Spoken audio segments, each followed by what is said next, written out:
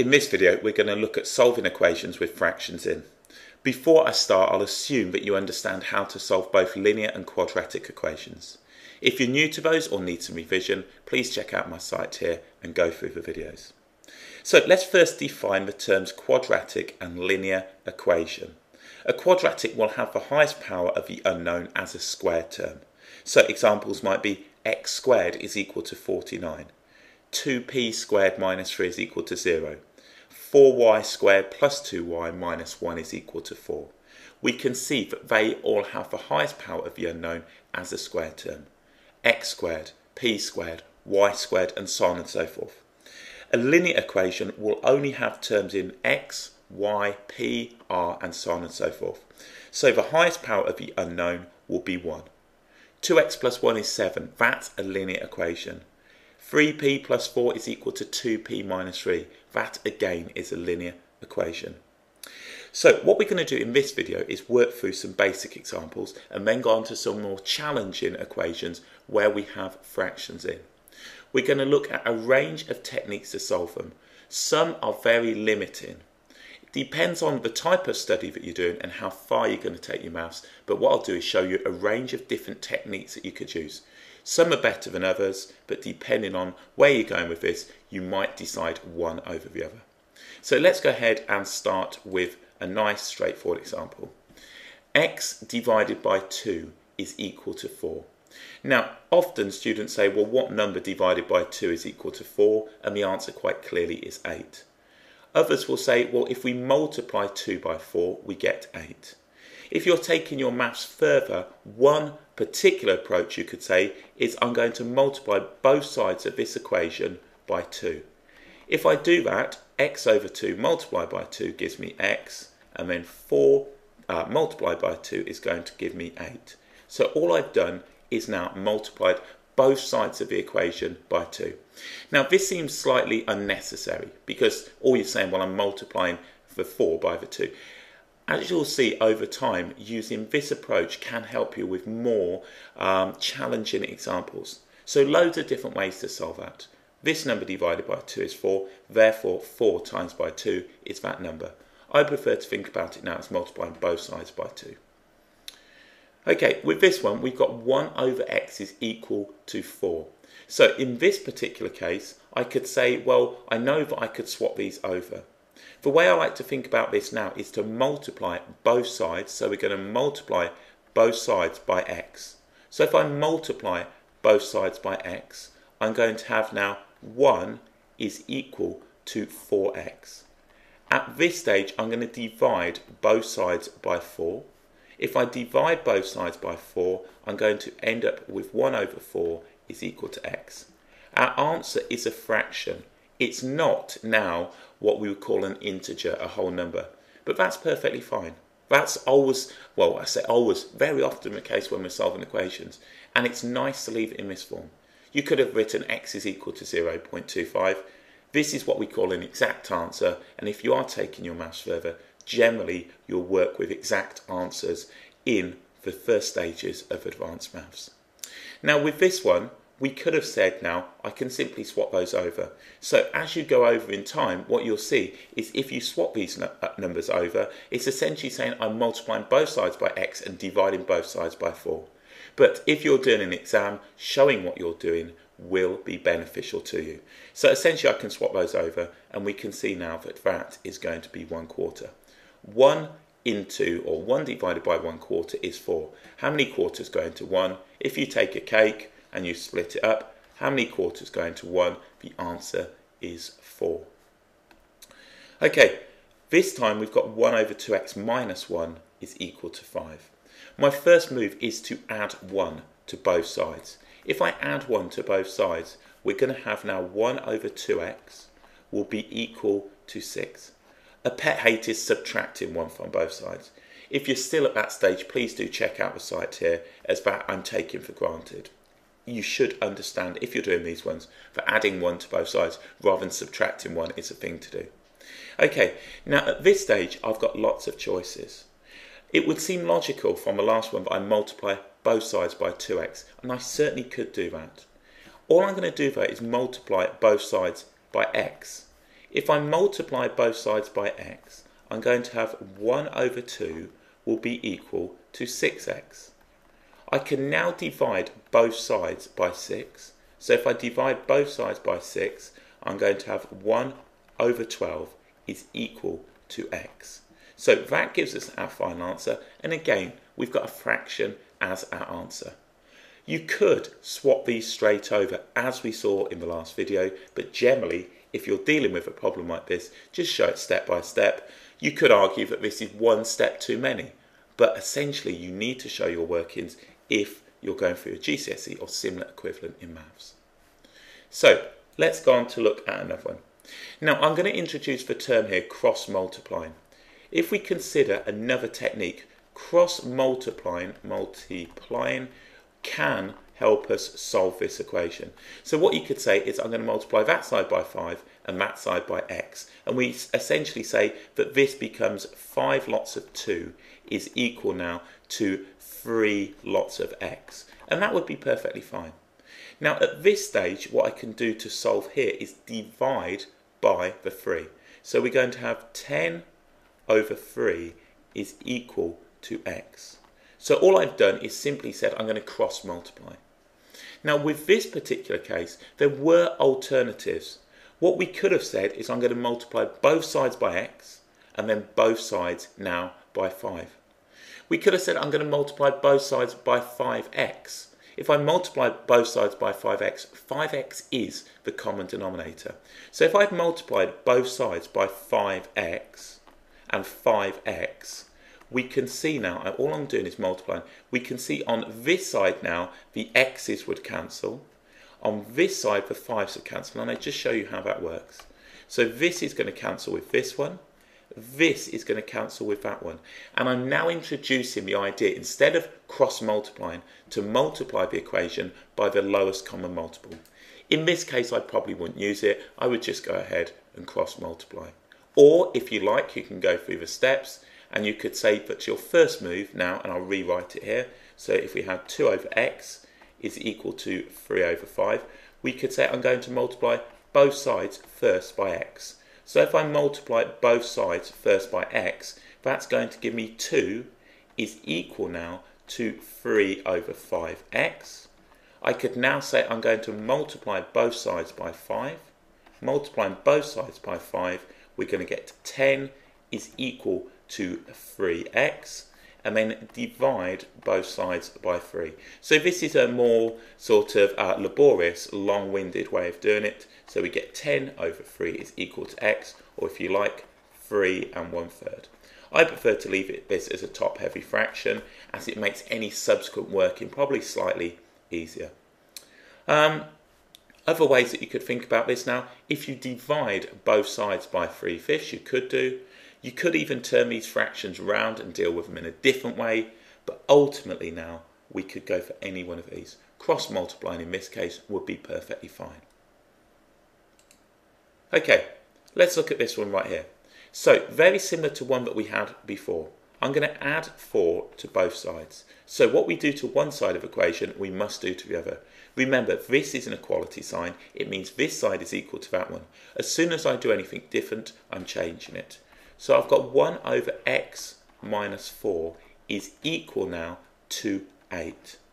Now at this stage I can multiply, and I'm going to put brackets around this, I can multiply both sides by the quantity now x minus 4. So if I do that, I'm going to have now multiplying both sides by x minus 4, 1 is equal to 8, and then we're going to have x minus 4. Or again, you could say I'm cross multiplying. At this stage, we could expand the brackets out. That's going to get messy.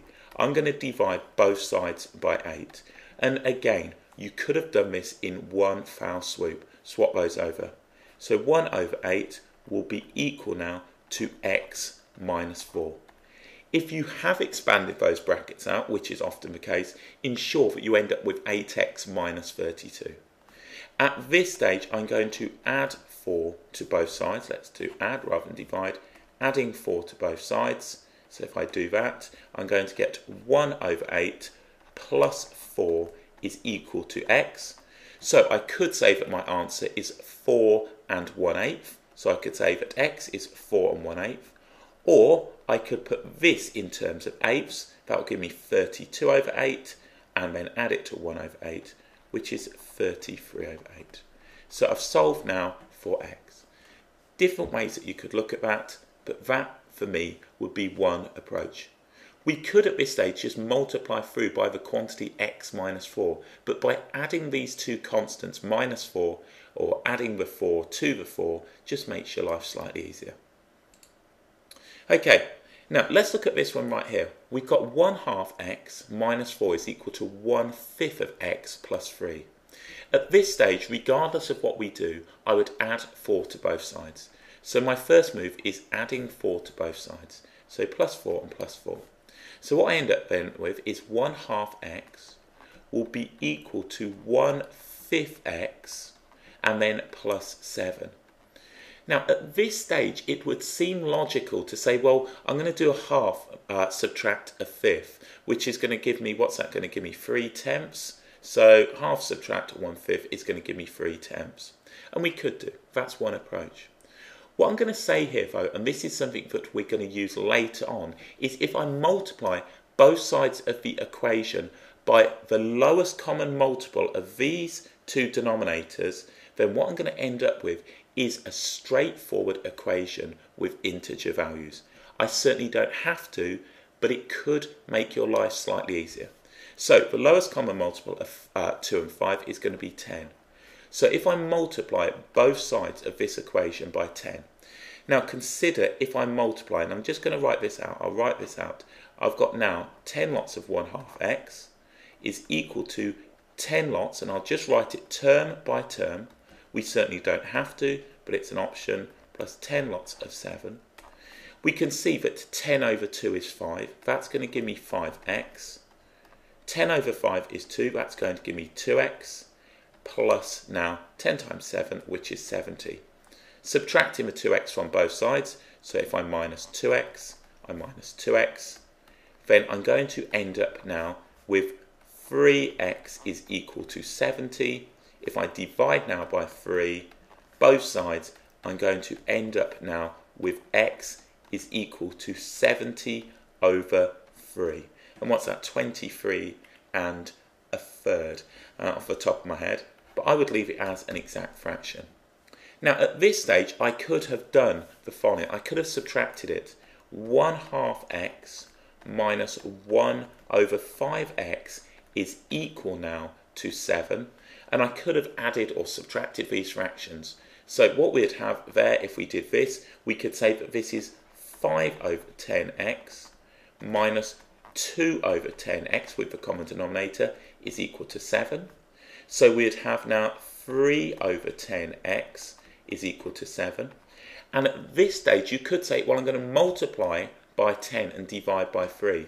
But what we could say is if we divide both sides by 3/10, what we're going to have, let's write this out, dividing both sides by 3/10, I'm going to have x will be equal now, and in fact, let's write it out in full. Divide both sides by 3/10, what we're going to have is the following. We're going to now have x will be equal to 10 over 3 times by 7. If I divide by 3/10, it's the same as multiplying by 10/3. But again, you can multiply both sides by 10, divide by 3. These are just different techniques. I prefer now to multiply through. I could have even left the minus 4 there and multiply the whole thing by 10. Just adding the constants together just makes things slightly easier.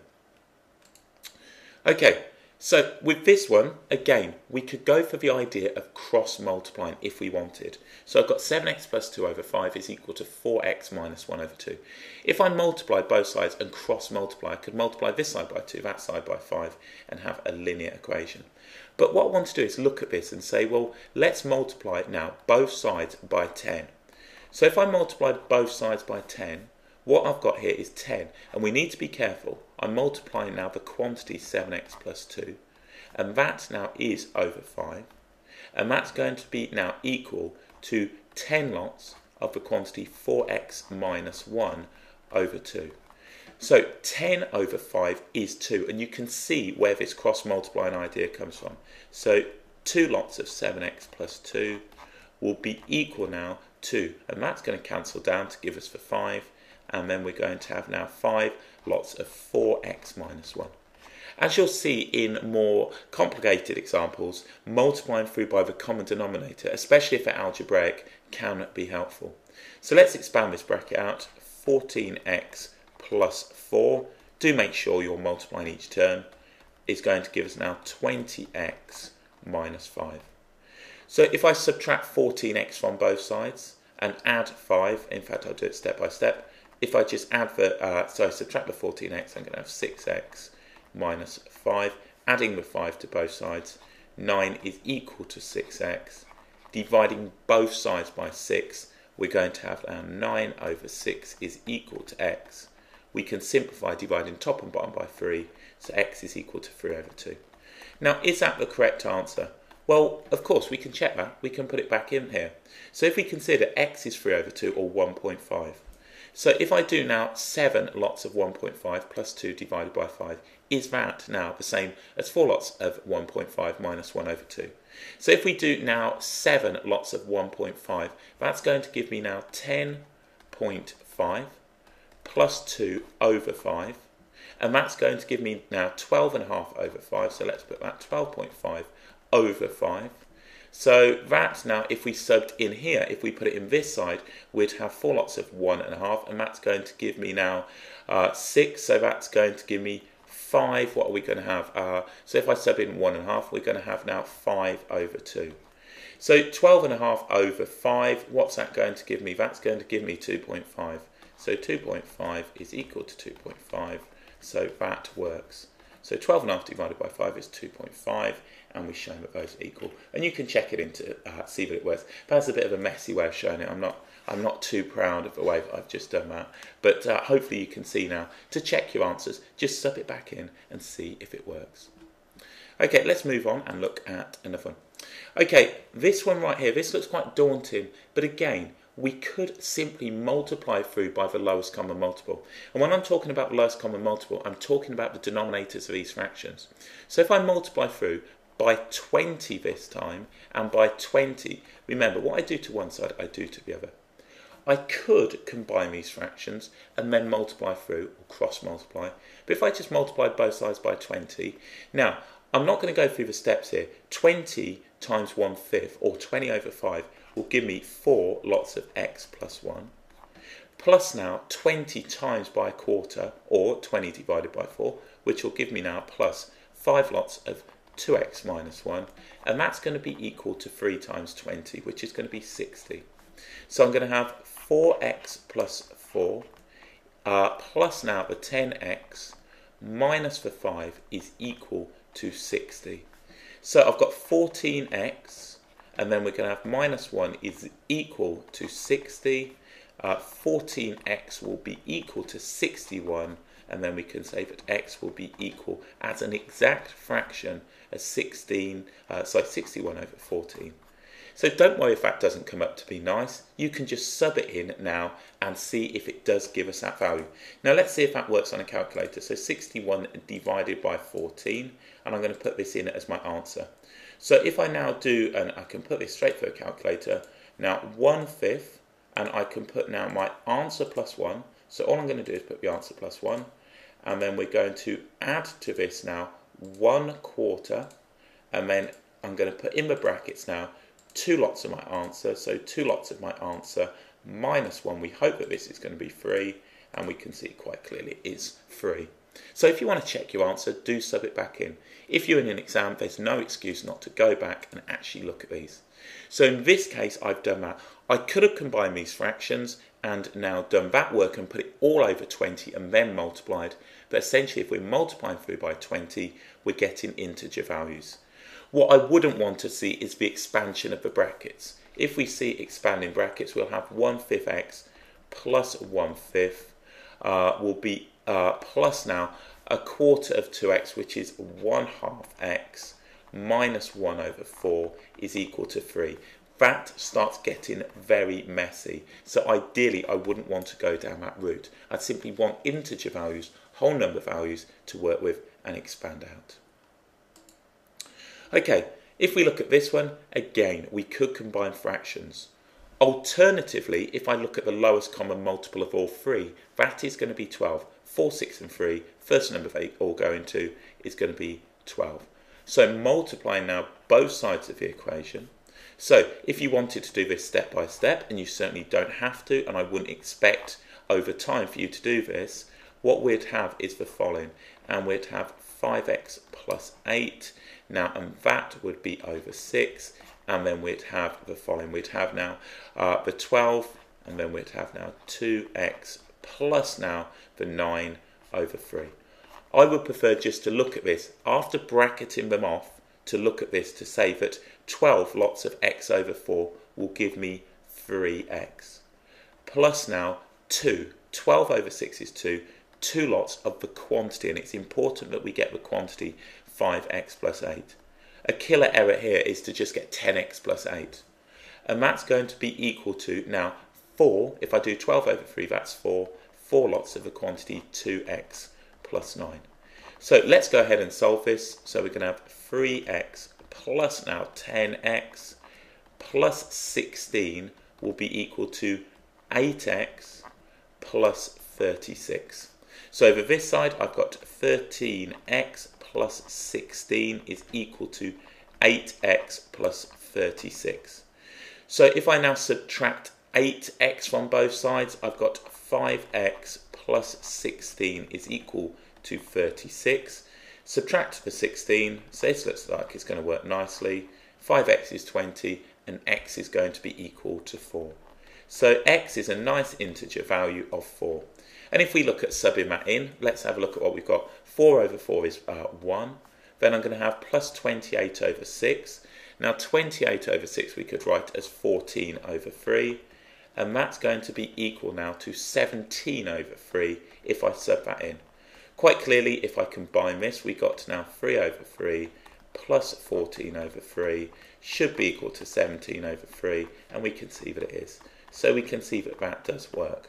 So by simply subbing them in, we can see that they're equal. Therefore, that value of 4 is correct. So that time, I've simply multiplied through by the lowest common multiple of these denominators. And I've made sure that I put them in brackets such that I'm not getting 10x plus 8, 8x plus 9. Okay, so let's look at this one right now. This looks a complete mess.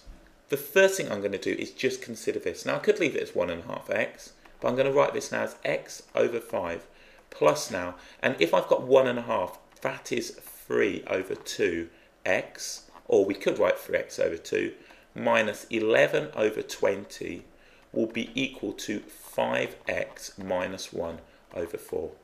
Now looking at this, if I multiply both sides of this equation by the lowest common multiple, I can clear the fractions. And that lowest common multiple on here is 20.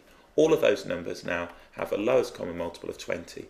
So if I multiply this one by 20, this one by 20, and then this one by 20, then go over and do that one, that's going to give me 20 over 5, that will give me 4x. Then we're going to get now on here, if I multiply that, that's going to give me plus now, what's that going to be? 30x plus 30x. And then this one is going to give me minus 11. And over here, if I multiply this one, it's going to give me 5 lots of 5x minus 1. So what have we got? 34x minus 11 will be equal to 25x minus 5. So what we're going to do here, we're going to add the 11 and we're going to subtract the 25x. So 9x will be equal to, if I add the 11, that's going to be 6. And then x is going to be 6 over 9, or we could say 2/3.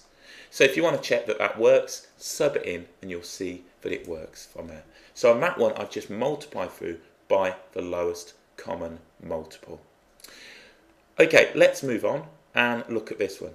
Now with this one, we could just use decimals if we wanted. So we could write this as 0.4x, and now just combining these terms, 1.1x minus 1. So I could add 1 to both sides. 1 will be equal to, and taking 0.4x from both sides, we could say now that this was going to be 0.7x, and then we could simply divide from there. So now it would be 1 divided by 0.7, or if we like, we could simply write that as 10/7. So we could say now that x was 10/7. Alternatively, at this stage, and this, I'm not suggesting that this is a better way, we could write this now as 4x over 10 is equal now to 11x over 10, so 11x over 10 minus 1. So if I multiply both sides of the equation by 10, I'm going to get 4x is equal to 11x minus 10. Adding 10 to both sides, subtracting the 4x. 4x from 11x is 7x, so 10 over 7 is equal to x. So that is an alternative when you're dealing with decimals. Do I think it's better? Potentially not, but it's just in there for completeness. Okay, now let's look at this one right here. What we've got is 1 over x plus 1 over x plus 1 is equal to 7 over 12. Now you might want to think about this as a lowest common multiple. The lowest common multiple is the product or the multiple of these three denominators. That's one way. An alternative way is to cross multiply. And we're going to look at this a couple of different ways. So what I want to do now is cross multiply and solve for x. If I consider now the fraction over here, if I had, let's do 1 over 2 plus 1 over 3.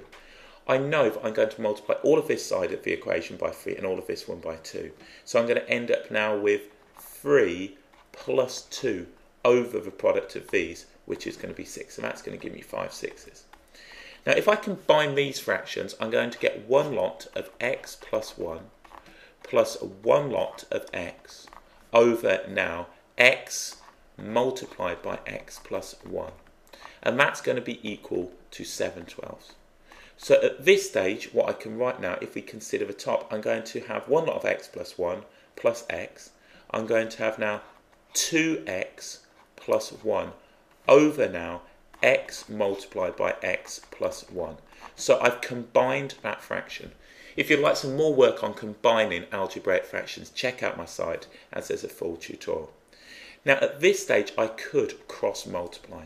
So what we would say then is 12, and then we'd have now 2x plus 1 would be equal to 7, and then we're going to have now x plus 1. So what I've done is multiplied through. This is going to give us a quadratic equation. I've got 7x multiplied by x. So if I expand this one out, I've got 12 times by 2x, which is 24x, plus now 12 will be equal to 7x squared plus 7x.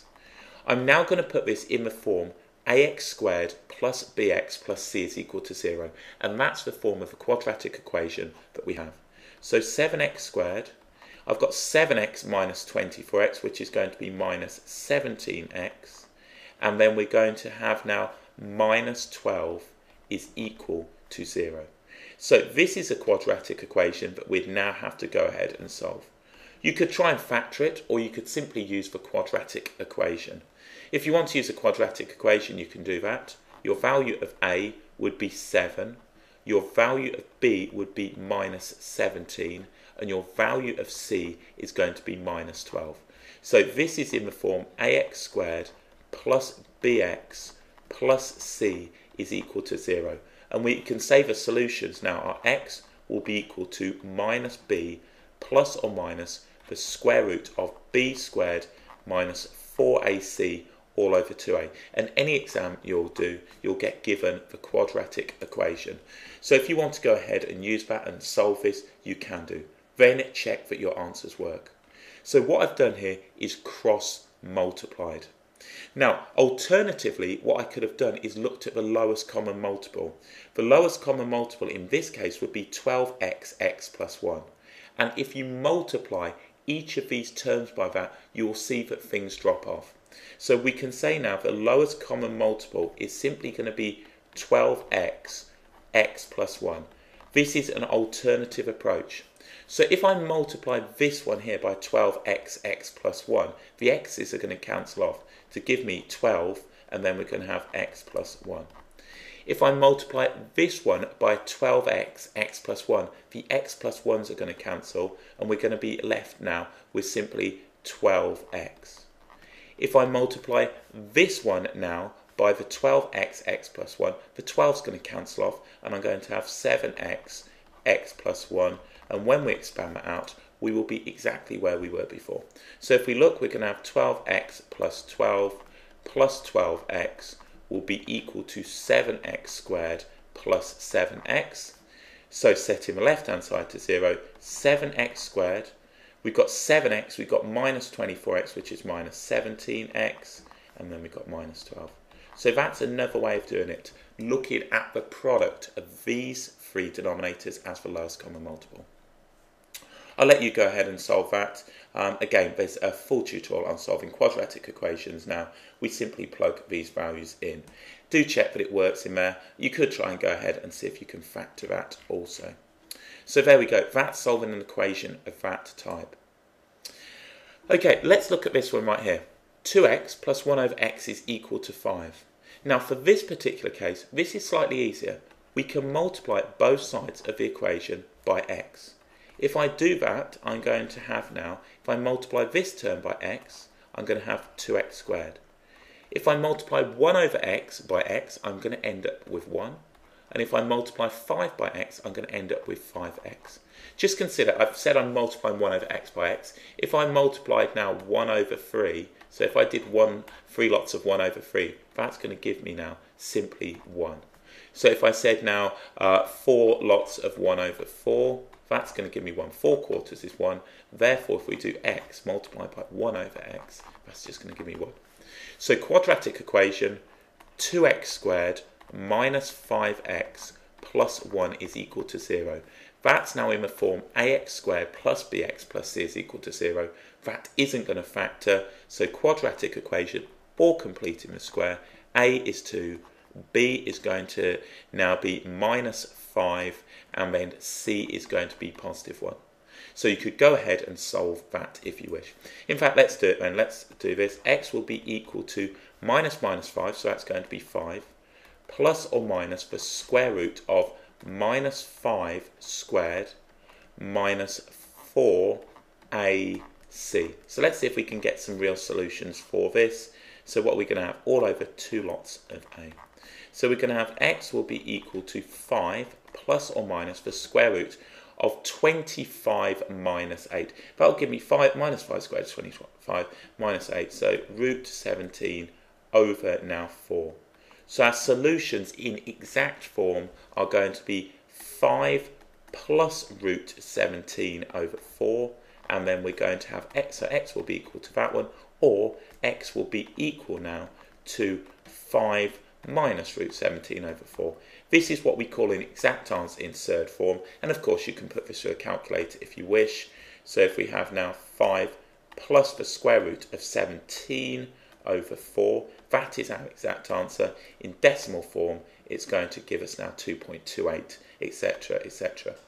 Now, does that work? Well, let's have a look. If I sub it in here now, I want that to be 0. So if I do now 2 lots of my answer squared minus 5 lots of my answer plus 1, I want this to be 0, and we can see it's 0. If you like, you could call that, if you put that in, you could call that A. So you could store that as A and put it in and store the other one as B and just show that that works. So that's the fact form. I've simply multiplied through the equation by x and solved a quadratic. Sometimes you'll hear these being referred to as hidden quadratic equations. Okay, let's look at another one here. Now, this time, the lowest common multiple is not x, it's x squared. So, for example, now, if I had, let's say that x was equal to 3. What essentially we've got here now is 20 over 9 minus 1 over 3 is equal to 1. So instead of saying, well, I'm going to multiply through by x, the lowest common multiple is x squared. In the same way, the lowest common multiple would be 9. So I'm going to say that I'm going to multiply it now, both sides by x squared. So multiplying both sides by x squared. Remember, this is just over 1. If I do that, I'm going to get 20 minus. Now, x squared over x is going to give me now x. This is like saying, what is 5 times by 5 over 5? We can see one of those 5's is going to cancel. And that will be equal now to 1 times by x squared, which is x squared. So rearranging this, we can say now 0 will be equal to x squared plus x minus 20. This is a quadratic equation in the form ax squared plus bx plus c, and that does actually factor. So we can say that this will be x plus 5 and then x minus 4. So we can see from here, basic now factoring, x will be equal to minus 5, or x will be equal to, I'm not quite sure why I put 40, x will be equal to 4. Now, do they work? Well, let's have a look. If we put 4 in, 20 over 16 minus 1 over 4, does that equal 1? Well, this, if we consider now that this is going to be on here, if we put this over 16, 20 over 16 minus now 4 over 16, that's going to give me 16 over 16, which is quite clearly 1. So I'm checking these answers, and you could do exactly the same here. You could do it with the minus 5 and show that that works. So there we go. You could have combined this, but again, I think it's easier to multiply through by the common denominator. Okay, so let's have a look at this one. Now, with this one, what we could do is multiply through by the common denominator, or we could combine the fraction on the left-hand side and then go ahead and solve. I'm going to do it both ways. So, the first way is I'm going to now make this a single simplified fraction.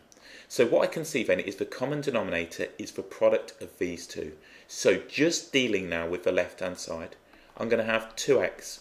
Now, if I'm going to have a common denominator of the product now of x plus 1 multiplied now by x minus 1, which we could write as x squared minus 1, this is what we call the difference of squares. This is similar to saying now 1 over 3 plus 2 over 5. What I'm doing here is saying the lowest common multiple is the product of these two. So I need to multiply this one by 5, so 5 times 1, plus now multiplying this one by 3. And that's what I'm going to do here. So I'm going to have 2x multiplied by x minus 1, plus now 4 lots of x plus 1. And that's going to be equal to 3. So just simplifying the numerator, we're going to have 2x squared minus 2x plus now 4x plus 4. Just be careful when this is negative, we're going to have, for example, if we had a negative in there, we'd have negative 4x and then we'd have plus 4. Just be careful with those. Over now the common denominator of, and I could write this as x plus 1, or I could write it as x squared minus 1. Just consider if you expand those brackets out, you're going to get now a difference of squares. That's not generally the case with these fractions. It just happens that x plus 1, x minus 1 is x squared minus 1. So now let's look at the numerator.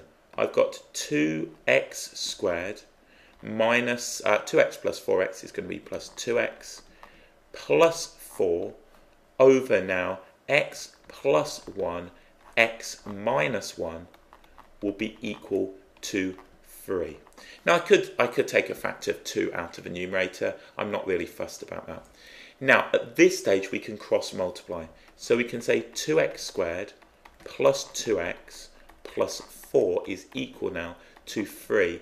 And I'm just going to rewrite this. Just consider multiplying this out. It's going to give you x squared minus 1.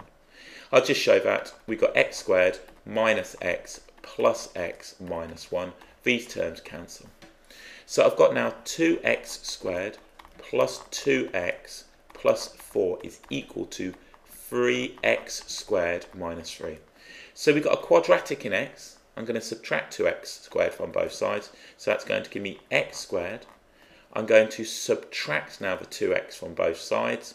That's going to be minus 2x. And then I'm going to subtract the 4 from both sides, minus 7. And that's equal to 0. And then we would look to go ahead and solve this particular quadratic. And whilst we're here, I'm going to complete the square. If you've done some work on completing the square before, you might recognise this. If you need to do some, again, it's here. This is just an alternative. We take x, now plus half the coefficient of the x term, which will be minus 1. We put this in brackets, square out and subtract away the 1, subtract away the 7, and that will be equal to 0. I've just put the 0 over the other side. So we can say x minus 1 all squared will be equal now to 8 by adding the 1 and the 7 to the other side. Square root in both sides, x minus 1 will be equal to plus or minus the square root of 8.